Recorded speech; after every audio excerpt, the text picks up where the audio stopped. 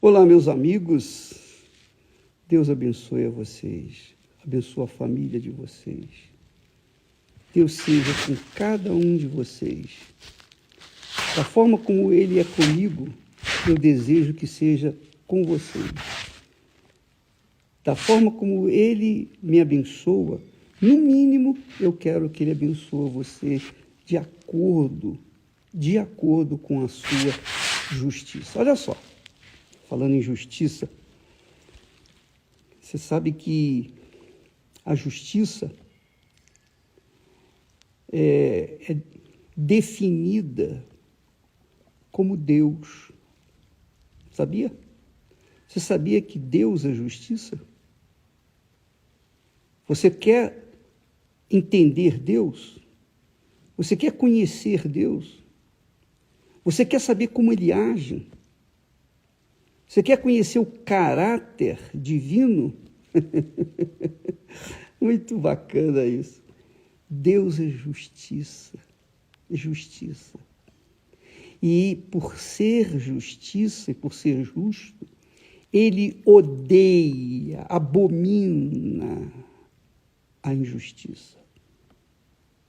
Então ele fala assim, olha só, através do seu servo Salomão, ele diz assim: ando pelo caminho da justiça. Ando pelo caminho da justiça, no meio das veredas do juízo, no meio dos caminhos do juízo. Justiça, Deus é justiça. Juízo são os julgamentos da justiça. Quando o tribunal julga, ele está fazendo juízo. Quando alguém julga outrem, está fazendo juízo. Quando a autoridade do judiciário julga, ele está fazendo juízo. Se ele está fazendo o que é certo ou o errado, ele tem autoridade. Ele tem autoridade para fazer o que é certo ou fazer o que é errado. Mas se ele faz o que é errado, é óbvio que ele contraria Deus, porque Deus é justiça.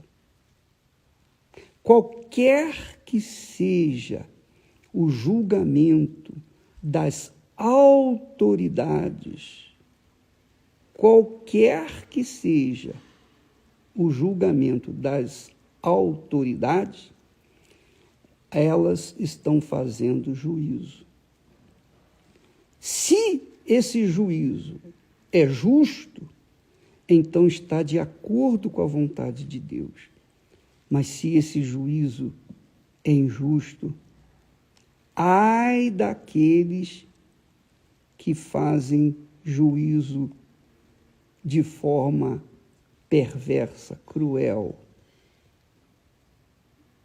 Isso também está escrito.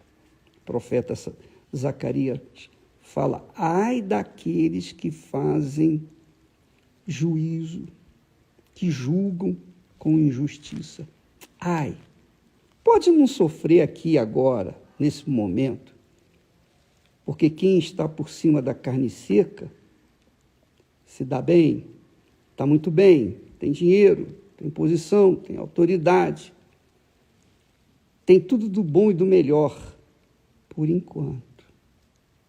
Mas vai chegar o dia em que vai ter que dar conta de cada ato que ele cometeu.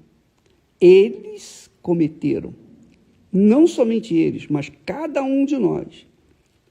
Então, seja bispo, seja pastor, seja autoridade eclesiástica, seja autoridade política, seja autoridade econômica, seja lá qual for a autoridade que a pessoa tem, inclusive autoridade sobre a sua própria vida. Talvez você seja uma pessoa que não tem autoridade de nada. Você é um pobre coitado que vive a míngua das misérias desse mundo. Mas você tem autoridade sobre a sua vontade, não é? Você é senhor ou é rei da sua própria vida. Você faz aquilo que lhe agrada, não é? Então você também tem autoridade. Todos têm autoridade. Uns mais, outros menos, mas todos têm autoridade. Então, quando Deus fala, eu ando pelo caminho da justiça, no meio das veredas do juízo, dos julgamentos, por que ele faz isso? Por que ele anda no caminho da justiça? Por que ele anda nas veredas do juízo? Um dia todos nós haveremos de saber. Todos nós vamos conferir isso pessoalmente. Quem tem advogado, quem tem o advogado, que é o filho do juiz, do justo juiz, Jesus é o nosso advogado. Então, tem a vantagem de ser justificado, de ser absolvido, de ser livre, de viver a eternidade junto com o Senhor Jesus. Agora, quem não tem o advogado como o Senhor Jesus, que é o filho do juiz, do supremo juiz, esse não vai ter desculpas. Esse não vai poder dizer, eu não sabia. Eu não sabia. Não, mas eu dei a minha palavra, eu enviei a minha palavra, eu enviei os meus servos, eles pregaram, e há testemunhas de que você tomou conhecimento. Porque assim também como, por exemplo, a palavra de Deus é como a Constituição brasileira, por exemplo, as constituições de cada país. Então, a Constituição do Brasil, se você sabe ou não dela, o problema é seu. Mas está lá a Constituição, você tem que obedecê-la. Mas eu não sabia. Você não tem desculpa. A Constituição está escrita para ser obedecida. E ela é quem vai, de acordo com ela, você será julgado perante o tribunal ou os tribunais desse mundo. Claro, quem tem um bom advogado se livra. Quem tem um excelente advogado se livra porque os advogados sabem burlar, dar um jeitinho, passar por cima das entrelinhas da lei e da Constituição. E, às vezes, a pessoa é solta. Às vezes, a pessoa é um perverso bandido, é um assassino, é um procurado pela justiça do mundo inteiro. Mas acha alguém que o defenda, acha alguém que o julgue com injustiça e o absolva, e ele é solto. Mas todos vamos dar conta. Todos vamos dar conta dos nossos atos, sabendo ou não das leis, sejam das leis dos homens, sejam das leis da palavra de Deus, dos mandamentos. Então, Deus anda pelo caminho da justiça. Quem anda na justiça... meu Pai, como é glorioso. Quem anda na justiça está no barquinho, ou melhor, tem o barquinho de Jesus, tem Jesus no seu barquinho, porque Jesus é justiça. Então está seguro, o barquinho não vai afundar, de jeito nenhum. A tempestade não vai virar o barquinho, porque a tempestade está sob o domínio do Senhor Jesus. Então, quem tem o Senhor Jesus, que é o advogado, no seu barquinho, vai ser salvo. Quem não tem, paciência, vai perecer por toda a eternidade. Então ele diz: eu ando pelo caminho da justiça, no meio das veredas do juízo, para dotar de bens, olha só, para dotar de bens os que me amam e lhes encher os tesouros. Então, quando a pessoa diz: eu amo a Deus, mas ela pratica a injustiça, então ela está enganando-se a si mesma. Ela sabe que não ama coisa nenhuma. Porque quem ama a Deus, ama a justiça. Quem ama a justiça, ama a Deus. Quem ama a justiça, pratica a justiça, ama a Deus e pratica a sua palavra. Isso é claro, límpido. Não tem o que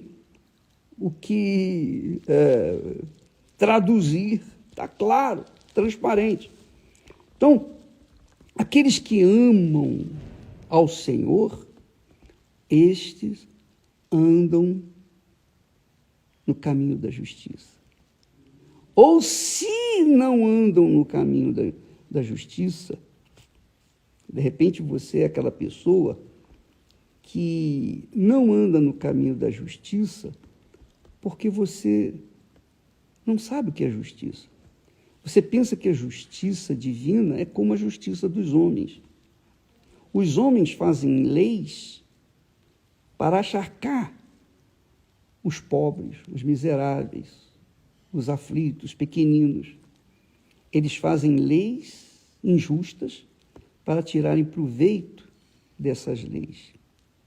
Eles sabem que nem todos vão poder obedecer aquelas leis. Eles sabem que ninguém vai poder obedecer aquelas leis, mas eles fazem aquelas leis justamente para condenar e acharcar, e tirar proveito, e ganhar dinheiro, e corromper.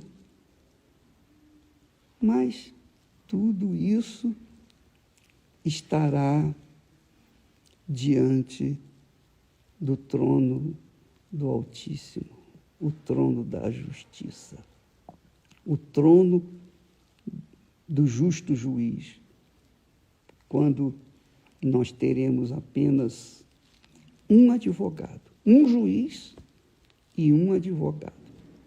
Não vai haver promotor, porque Deus conhece.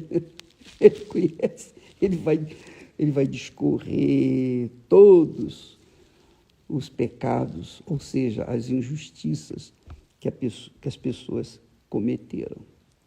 Ele vai ter o tempo que quiser. Você também. Todos terão o tempo necessário para serem julgados com justiça. Então, aqueles que vivem na injustiça, porque ainda não tomaram conhecimento da justiça, vão ter oportunidade aqui na terra, têm oportunidade aqui na terra de se consertarem com a justiça. E, em nome do Senhor Jesus, serem salvos e justificados diante do Senhor. Você sabe que foi isso que aconteceu com Abraão. Abraão era um homem como eu, como você, como qualquer pessoa. Mas o que fez a diferença na vida de Abraão, e você vai ver isso na história dele, na novela Gênesis, é que Abraão era um homem reto, correto, íntegro.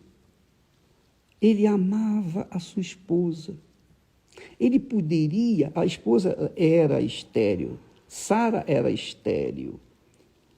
Mesmo sendo ela estéril, deficiente no seu corpo físico, ele não a abandonou, ele não se aproveitou da fraqueza dela e tomou outras mulheres que ele poderia ter para gerar filhos. Não, ele foi leal, íntegro para com ela. E por isso Deus o escolheu, porque ele ama a justiça. Deus é justiça, ele ama a justiça. Ele odeia a injustiça. Ele abomina a injustiça. Então, ele viu que Abraão, mesmo vivendo no meio de um povo pagão, incrédulo, idólatra, ele viu que Abraão carregava consigo o espírito de justiça. Não, eu não vou deixar a minha amada. Eu não vou me dividir com outra. Não, de forma nenhuma. E então ele foi chamado por Deus. E depois de 25 anos, finalmente Sara veio a gerar um filho. O filho na sua velhice. Mas ela foi honrada e hoje, até hoje, ela é honrada. Deus, até hoje, honra tanto Abraão quanto Sara. Ele honra os dois. Chama Abraão de pai. E Sara, aquela que nos deu a luz.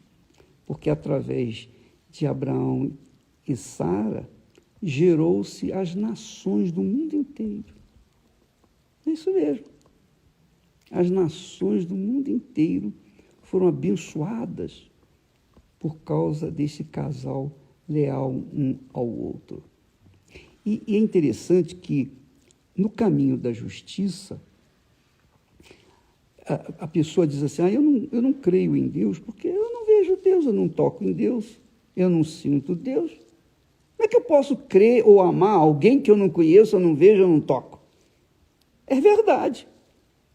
É difícil amar, se você pensar no amor, sentido, assim, emoção, sentimento, coração. Mas o amor que trata um primeiro grande mandamento e o segundo também, diz respeito a um amor, fidelidade, lealdade. O amor, a palavra amor aí, no original hebraico, é ahaf, que quer dizer leal, fiel. Então Deus viu que Abraão amava Sara e vice-versa. Esse amor que envolvia lealdade, integridade, fidelidade um ao outro, esse é o amor que Deus quer que nós tenhamos uns pelos outros.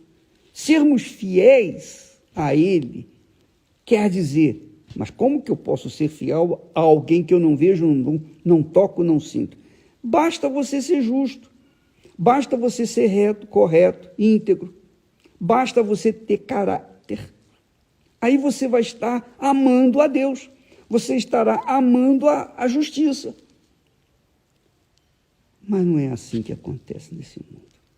Então, Deus viu que Abraão era um homem que amava a sua mulher, que apesar da sua deficiência física, porque ela era estéril, ele manteve a sua integridade, fidelidade a ela. E Deus vê no casamento exatamente isso. Porque o casamento homem e mulher e homem, reflete o casamento, a aliança do ser humano com Deus. Tanto que nas cartas apostólicas, o homem é o cabeça da mulher. A mulher é o corpo do homem. O homem é o cabeça, simbolizando Jesus, e a mulher é o corpo, que é a igreja. Então, esse casamento, ou o casamento, o matrimônio sagrado, santificado por Deus, homem e mulher, mulher e homem, representam a aliança de Deus com o homem, com o ser humano. Mas essa aliança envolve amor, sobretudo o amor justo, de justiça. Que hoje em dia é muito difícil ver, muito difícil. É muito raro. É mais raro do que qualquer joia, qualquer coisa preciosa desse mundo. Então Deus fala, eu ando pelo caminho da justiça. Quem anda no caminho da justiça, embora não me conheça, já me ama. Já está comigo. Essa é a realidade. Eu ando pelo caminho da justiça, no meio das veredas do juízo. Para quê? Para abençoar, para dotar de bens os que me amam. Quer dizer, os que me são fiéis, são justos, são corretos, são íntegros. Às vezes, o ser humano, todos nós cometemos erros. Ninguém é perfeito, né? Só Deus é perfeito. Mas Deus vê que, às vezes, a pessoa comete erros, comete pecados por conta da ignorância, por conta da falta de conhecimento, por conta de uma série de razões. Mas quando ele vê que o coração daquela pessoa é sincero, é um coração justo, é uma pessoa correta, então ele sabe que, apesar dos pesares, aquela pessoa tem algo dele, que é a justiça, carrega algo que é dele, que é a justiça. Você sabe que, falar nisso também, é bom frisar que quando os ignorantes desse mundo, os ditos sábios desse mundo, dizem que o homem veio do macaco, mas o macaco não tem consciência de justiça. Nenhum animal tem consciência de justiça, não é? Só o ser humano tem essa consciência do que é certo e do que é errado. O animal não tem. Então, como é que o homem pode ter vindo do macaco se o macaco não tinha e não tem consciência de justiça?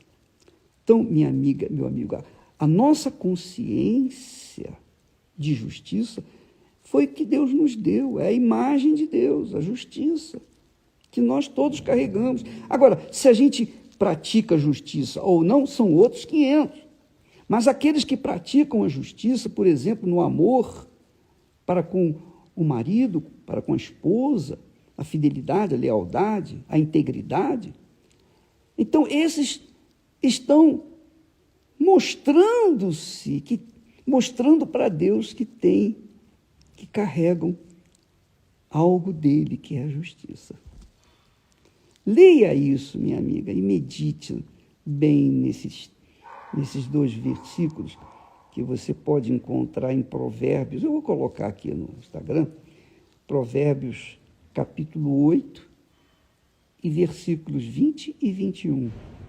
Medite nisso e você vai ver por que muitas pessoas aparentemente são felizes e outras pessoas são verdadeiramente felizes. Porque quem ama a Deus é amado também por Ele. Quem é justo, quem vive na justiça, serve a Deus de acordo com a sua vontade.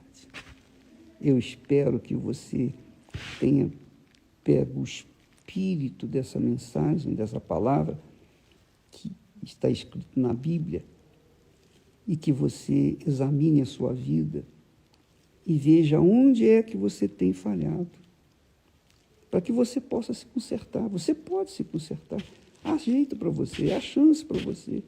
Você pode ser o mais cruel, o mais pecador possível. Não importa. Se você começar, a partir de hoje, pautar a sua vida de acordo com a justiça que Deus fala na sua palavra, então você será salvo. Deus abençoe em nome do Senhor Jesus e até amanhã.